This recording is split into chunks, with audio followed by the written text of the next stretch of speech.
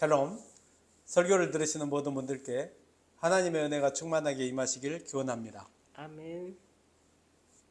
성경 통독 프로젝트 27번째 다니엘서입니다. 성경 통독을 돕기 위한 프로젝트 설교이니 설교를 들으시고 성경을 통독할 수 있는 은혜가 있기를 바라고, 성경 통독의 중요성에 동의하시면 구독과 좋아요를 눌러주시기 바랍니다. 목차를 보겠습니다. 성경의 파노라마, 다니엘서 개관, 다니엘서 내용 분해, 다니엘서 포인트 체크, 징검다리 설교, 다니엘서 교훈, 에필로그로 구성되어 있습니다. 성경의 파노라마. 구약 성경은 문학적 장르에 따라서 모세오경, 역사서, 시가서, 선지서로 분류됩니다. 선지서는 총 17권인데 대선지서 5권, 소선지서 12권으로 분류됩니다. 다니엘서를 포함한 대소선지서는 제각각 시대적 배경, 주요 사건에 대한 접근 방법 및 주요 내용과 내용 전개 구조상의 세부 특징이 다양합니다. 대선지서 마지막 5번째 다니엘서와 관련 있는 시대의 연대표를 보겠습니다. BC 605년 다니엘이 포함된 제1차 바벨론 포수, BC 602년 다니엘의 바벨론 관리 등용, BC 597년 제2차 바벨론 포수, BC 586년 예루살렘 함락과 제3차 바벨론 포수, BC 562년 바벨론 왕 느부갓네살의 죽음과 BC 568년 바벨론의 애굽 정복, BC 539년 바벨론 제국의 멸망과 메데 바사 과도 제국 건립,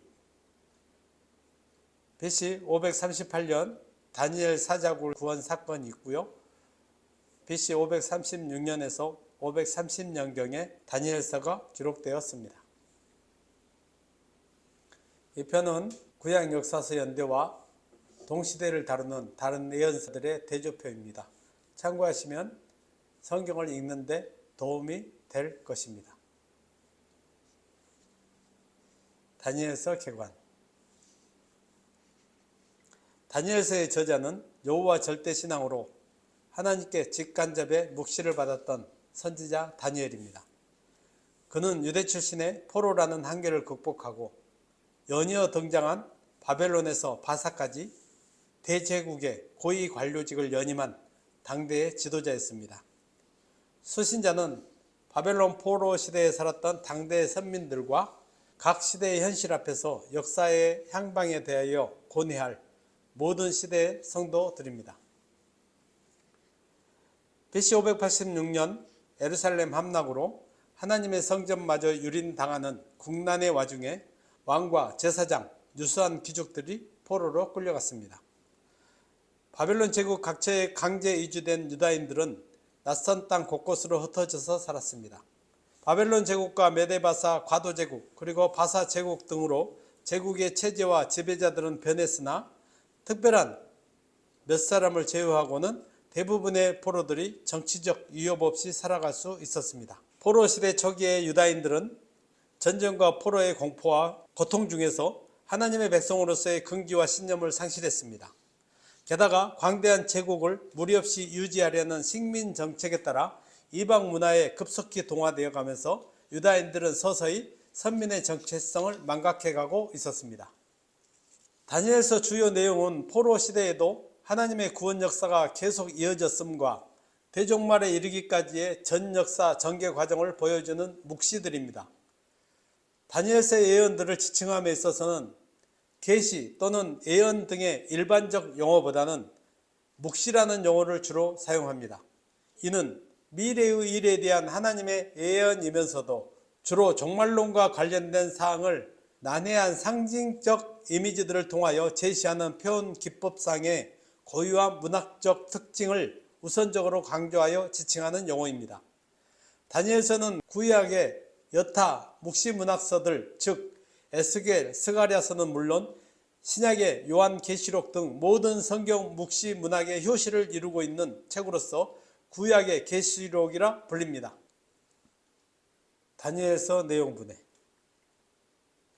모든 구약 예언서들의 근본 주제는 대략적으로 살펴보면 먼저 타락한 선민을 향한 하나님의 심판으로서의 남북 이스라엘의 멸망과 징계의 쓰라린 고통에 처하여 신음할 선민을 향한 하나님의 긍휼과 은혜에 의한 회복, 그리고 장차 실현될 종말론적 메시아 나라의 도래에 대한 약속 등입니다. 다니엘서는 기본적으로 이미 하나님의 심판으로 이스라엘이 멸망한 이후의 시점에 발생한 사건과 예언들의 기록입니다.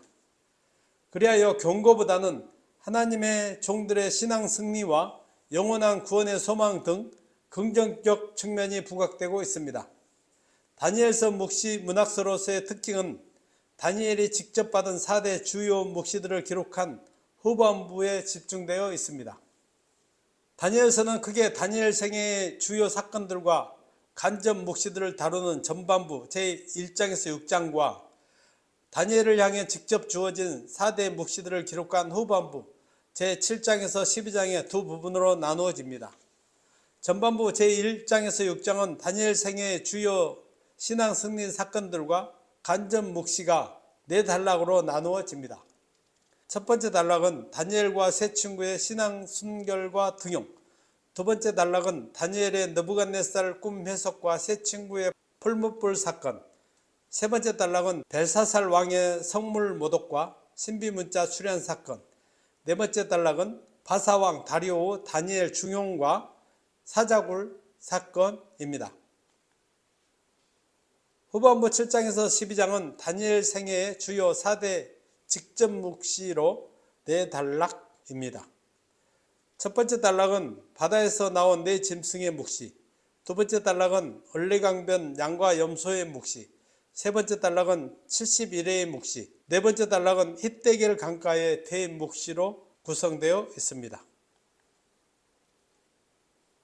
다니엘서 포인트 체크. 다니엘이 활동한 때는 여호와 하나님께 대한 선민의 정체성이 사라지고 또한 선민을 향한 하나님의 구원의 은혜와 능력도 완전히 단절된 것처럼 보이는 포로 시대입니다.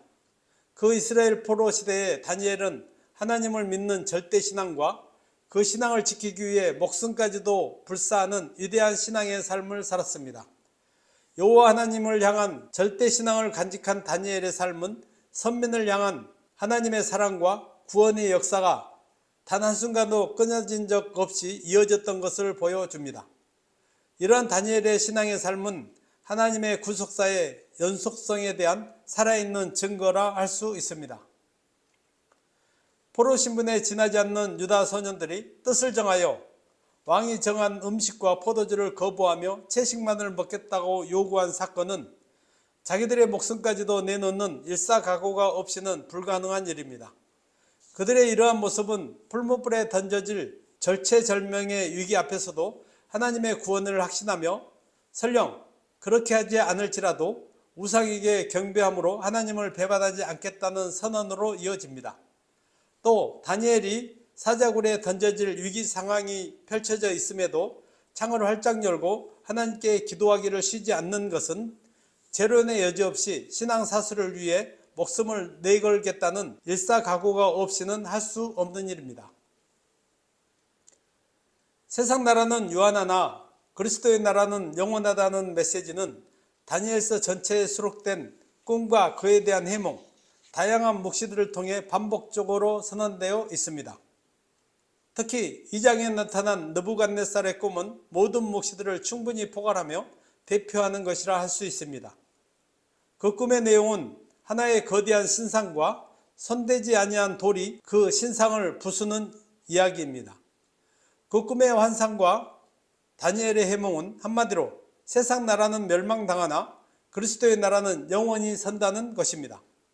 이 선명한 대조는 무너질 신상으로 대변되는 세상 나라와 영원히 견고히 설 그리스도의 나라에 대한 이야기입니다. 이러한 제2장을 필두로 본서의 모든 묵시들은 유한한 세상 나라와 영원한 그리스도의 나라를 선명하게 대비해주고 하나님의 백성들에게 다니엘과 동일한 신앙적 결단을 지속적으로 촉구하는 것입니다. 다니엘서에서는 하나님의 계시를 성도들에게 전하는 가브리엘과 가장 높은 군주 중 하나로 소개된 천사장 미가엘이 바사 왕궁의 왕들로 표상화된 악령들과 더불어 치열한 싸움을 벌이고 있음을 소개합니다. 이처럼 미가엘이 하나님의 백성을 호위하는 자로 소개되는 것은 다른 각도에서 보면 끊임없이 하나님의 백성을 대적하고 공격하는 악한 영들이 이 땅의 상존함을 반영한 것이라 할 수 있습니다. 이러한 본소의 증언은 우리가 육안으로는 보지 못하지만 영적 세계에서 치열한 싸움이 벌어지고 있다는 것을 확인시켜 줍니다.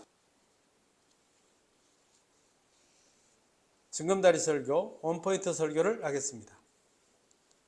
제목은 사자굴 구원 사건, 본문은 다니엘서 6장 21절에서 24절입니다. 같이 한번 읽어보겠습니다.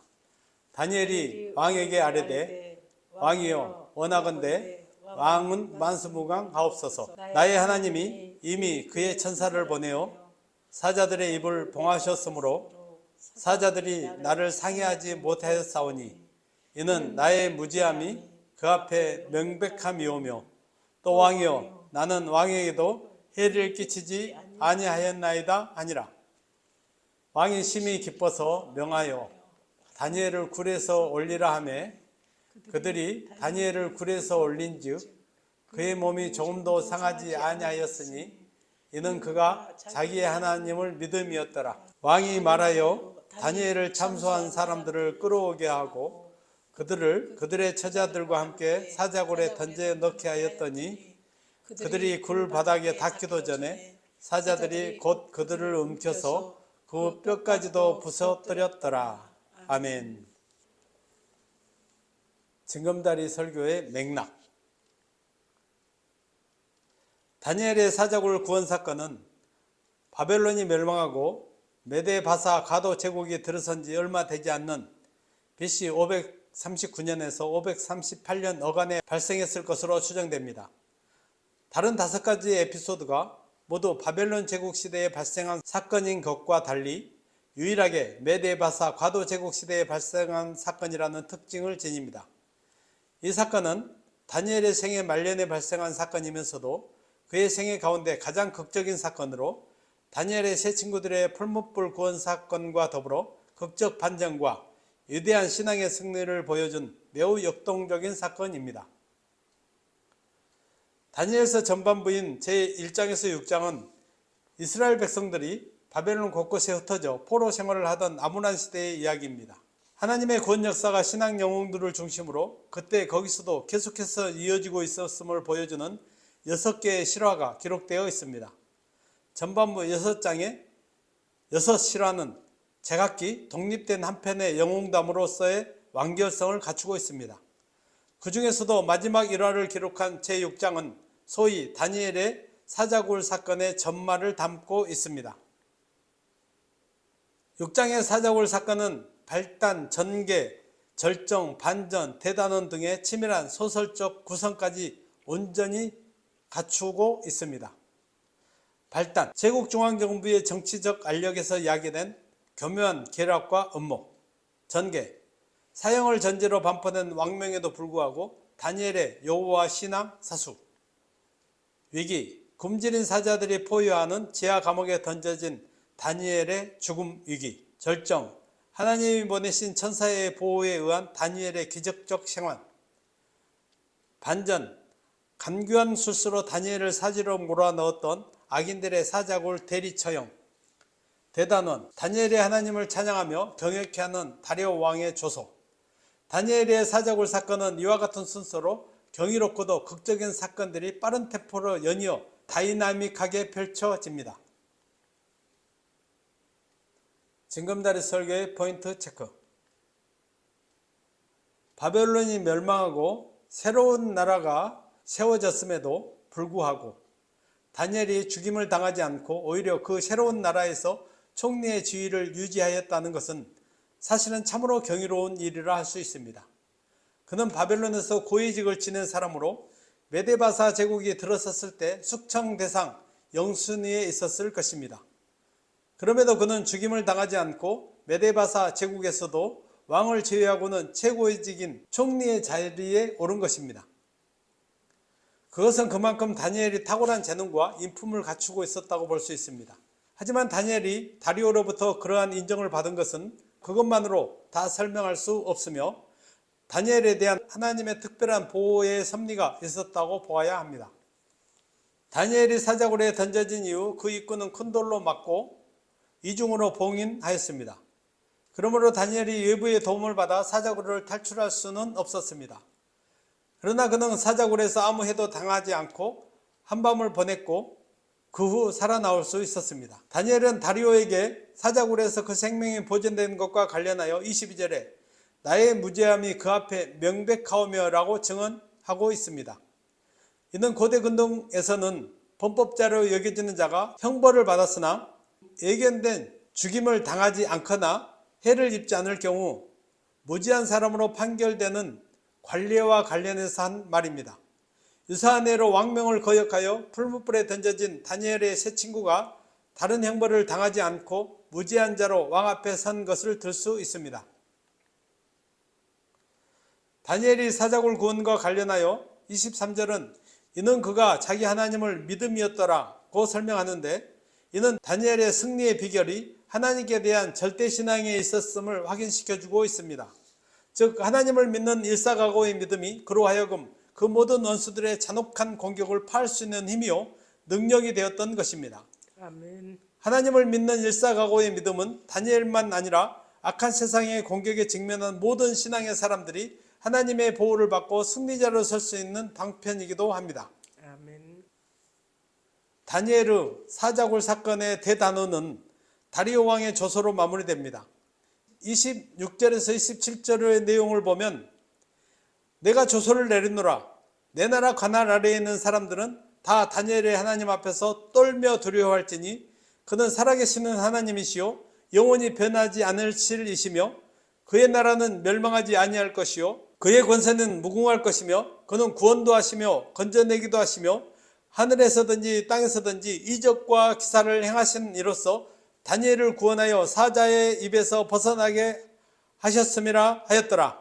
아멘. 하고 다리오 왕은 조서를 통해서 하늘의 하나님께 무한한 영광을 돌렸습니다. 또 28절 이 다니엘이 다리오 왕의 시대와 바사 사람 고레스 왕의 시대에 형통하였더라고 이 땅에 다니엘이 형통한 복을 받았다는 것으로 대단원의 막을 내립니다. 하늘에는 영광, 땅에는 평화. 이보다 더 좋을 수는 없습니다. 아멘. 징검다리 설교의 적용을 보겠습니다. 하나님께서는 뜻이 있어서 다리오의 마음을 감동시켜 다니엘을 섭리 가운데 보호하셨습니다. 하나님께서는 다니엘을 통하여 바벨론에 사로잡혀 있는 이스라엘 백성들을 보호하고 대종말의 시기까지 역사 전개 과정과 관련한 계시를 나타내 보이기를 원하셨습니다. 하나님께서는 당신의 종을 통하여 이루고자 하시는 일이 남아있는 한 그 종을 절대적으로 보호하심을 보여주셨습니다. 그러므로 성도는 세상을 살아가면서 직면하게 되는 어려운 일들로 인하여 육신의 생명에 연연하여 두려워하는 대신에 오직 하나님이 맡겨주신 사명을 위해서 매진함으로 하나님의 보호받고 승리하는 복된 삶을 살아갈 수 있기를 바랍니다. 아멘. 다니엘은 돌로 맞고 봉인한 사자굴에서 나와서 다리오 왕에게 나의 무죄함이 그 앞에 명백하오며 라고 증언하였습니다. 이러한 다니엘의 사자굴 구원 사건은 예수님의 부활 사건의 예표가 됩니다. 예수님은 무죄한 분이시지만 죄인들을 구원하기 위해 십자가를 지고 죽으신 후에 무덤에 장사되셨습니다. 그리고 그 무덤은 돌로 막고 철저하게 봉인되었습니다. 그러나 의로운 예수님은 무덤에서 부활하심으로 자신이 무죄하신 분임을 만천하에 입증해 보이셨고 대속의 죽음임을 입증하셨습니다. 그리스도를 믿는 성도들은 주님께서 사망 권세를 깨치시고 부활하신 것처럼 부활 생명을 얻음으로 그 무죄함, 그 의로움을 인정받게 된 것입니다. 그러므로 성도들은 그리스도를 믿고 구원받음에 감사하며 다니엘과 같은 일사각오의 신앙으로 이 땅을 살아갈 수 있어야 합니다. 아멘. 하나님을 믿는 신앙을 가지고 있다는 이유만으로 세상이 성도들을 공격하는 일은 비일비재합니다. 다니엘이 겪은 사자골 사건만이 아니라 그의 세 친구가 겪었던 불못불에 던져진 일, 하만이 모르드게와 유다인들을 모두 죽이려고 한 일 등 실로 헤아릴 수 없을 만큼 무수한 공격이 여호와 신앙인들을 향하여 있었습니다.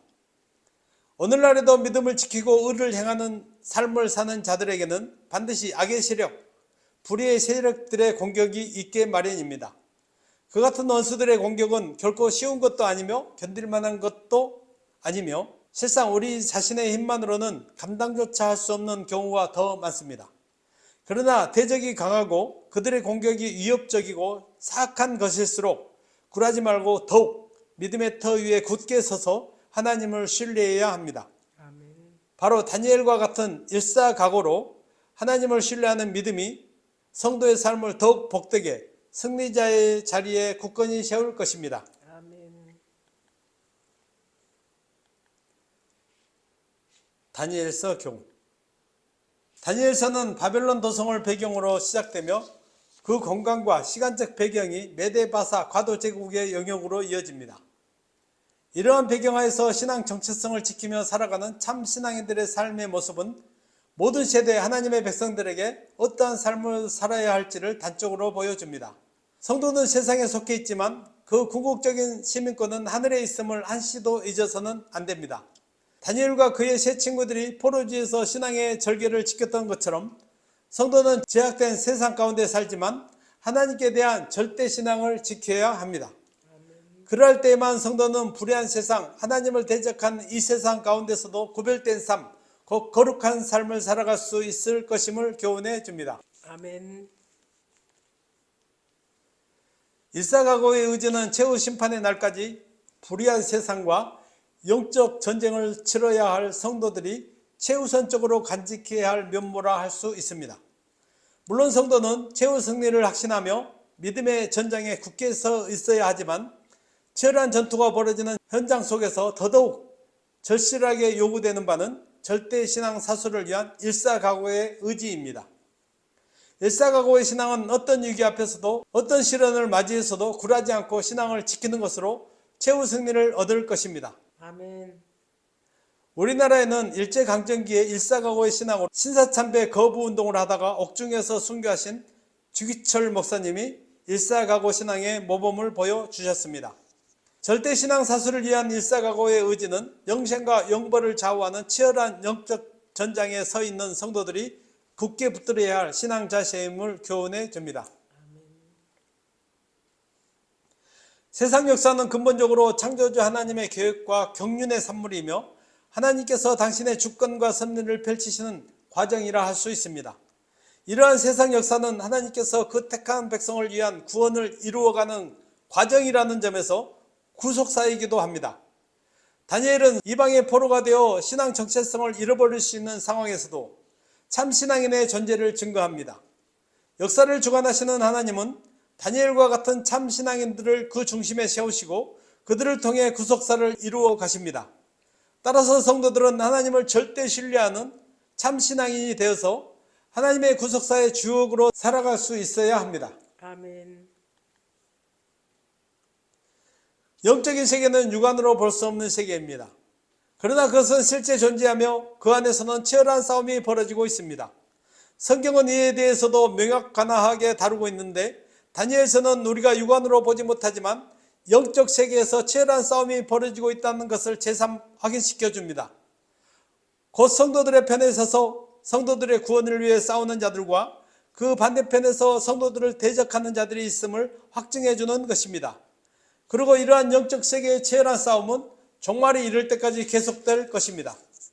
이는 종말을 살아가는 성도들에게 최후 승리를 위한 신앙적 각성을 촉구하는 것입니다. 그러므로 주님의 재림을 소망하며 여호와 절대 신앙을 굳게 붙들고 영적 전쟁에서 승리할 수 있기를 바랍니다. 아멘. 에필로그. 다니엘서는 포로지에서 일어난 사건들과 많은 묵시들이 기록된 성경입니다. 다니엘서 분량은 12장 25쪽 정도로 1시간 정도면 한 번 읽을 수 있습니다. 설교를 들으시고 다니엘서를 재미있게 읽고 큰 은혜를 받고 성경 통독을 계속할 수 있기를 기대합니다. 아멘. 말씀을 정리하고 마치겠습니다. 다니엘서는 이스라엘의 멸망 후에도 하나님의 구원 역사가 계속 이어졌음과 대종말에 이르기까지의 전역사 전개 과정을 보여주는 묵시들로 구성되었습니다. 다니엘과 새 친구들이 보여준 일사각오의 신앙의 승리는 말세를 살아가는 성도들이 굳게 붙들어야 할 신앙의 모본을 보여주었습니다. 성도님들은 하나님이 맡겨주신 사명을 위해서 일사각오의 신앙으로 매진함으로 하나님의 보호를 받으며 최후 승리를 하는 복된 삶을 살아갈 수 있기를 바랍니다. 아멘. 설교를 들으신 분들이 성경 말씀을 통독하면서 하나님의 은혜와 사랑으로 성령과 말씀의 능력이 충만하시길 주의 이름으로 간절히 축원합니다. 아멘. 아멘.